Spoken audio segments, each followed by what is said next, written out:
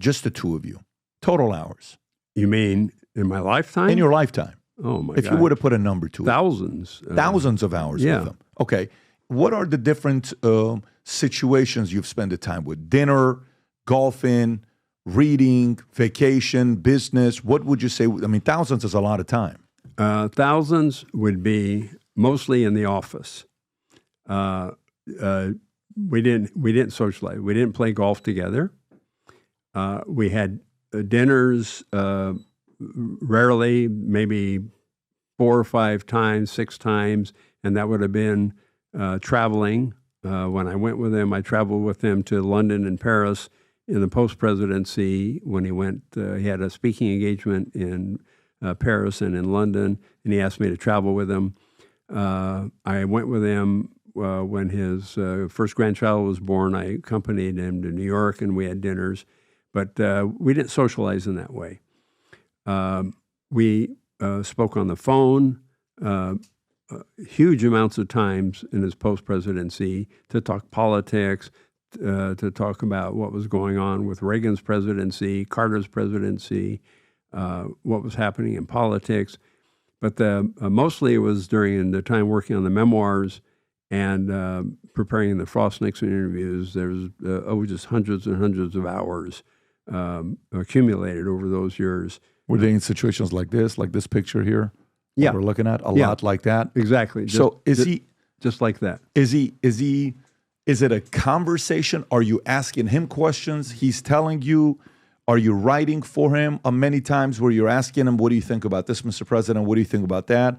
Or it's constant processing and asking him questions? Or is he just having an open conversation with you? Well, now, there we're probably talking about the book and what's certain parts of the book. I was responsible for his campaigns throughout the book, and was responsible for the chapters on probably the Supreme Court appointments and all the various campaigns. And so on those various chapters, I'd be going through the sequences of the research I was doing on the books. But then, because he would get bored with talking about the book, and this was 1976, and you had the presidential primaries going between Reagan and Ford in late 75 and then 76 throughout. Then you had the presidential campaign of 76. He would get bored working on the book and say, hey, let's talk about the New Hampshire primary. Let's talk about the primary in Pennsylvania, or the primary in some other state. Or he'd get digressing and talking about politics, or he just loved just talking about what happened in the past or about personalities. One time I remember he's talked about the 1960 campaign, and for just right out of the blue, he said, instead of putting Henry Cabot Lodge on the ticket, I should have put Thurston Morton. He was the senator from Kentucky. I should have put Thurston Morton on the ticket, and I might have won. What a revelation that was! Can you imagine that? Yeah.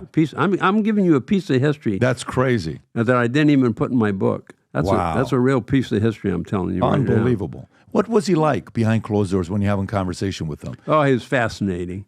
I mean, when out of the blue somebody talks about Winston Churchill or somebody that Dwight Eisenhower said, or something that he learned from Willy Brandt, or that he had a conversation with Willy Brandt. Now, that was not always, but he loved talking about domestic politics or things about Jack Kennedy. He had stories about Jack Kennedy, but it was always, and I love talking politics. What stories did he tell? Like, do you remember any stories he told you about Jack Kennedy that stuck till today? Yeah, he was friends with Kennedy, and he said, we talked about Kennedy, talking about Kennedy's women. He said, about Kennedy and women, he says, it's not women that'll do you in, it's drinking. He felt that it was drinking that would do politicians in back in those days. Then he went through, I remember him going through a list of politicians that had, it wasn't this, I don't know, maybe this is a family program, but of politicians that may have had problems with women. But he said back in those days that it's the drinking that got to him. So, but he Meaning, like, if you drank too much, you fooled around, you were irresponsible, so you did dumb things, or the drinking affected your judgment, is what he would say. And then Got it. A lot of smart politicians back in the 40s, 50s, and 60s, he said that drinking affected their did judgment. he drink? I thought he drank. No, was it Nixon a drinker, or But he had a scotch at night, but I never saw him when he was boozy. I never did that. Got it. I think those were a lot of mythologies.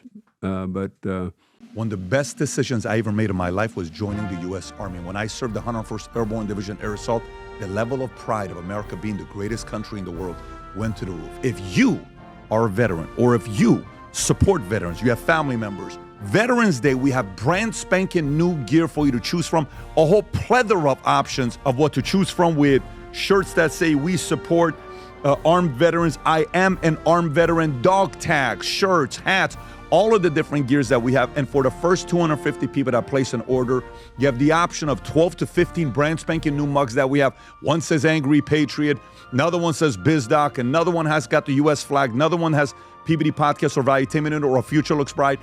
Go to vtmerch.com, place your order for Veterans Day. These things are going to go very quickly, and you'll get a custom mug that'll be sent your way.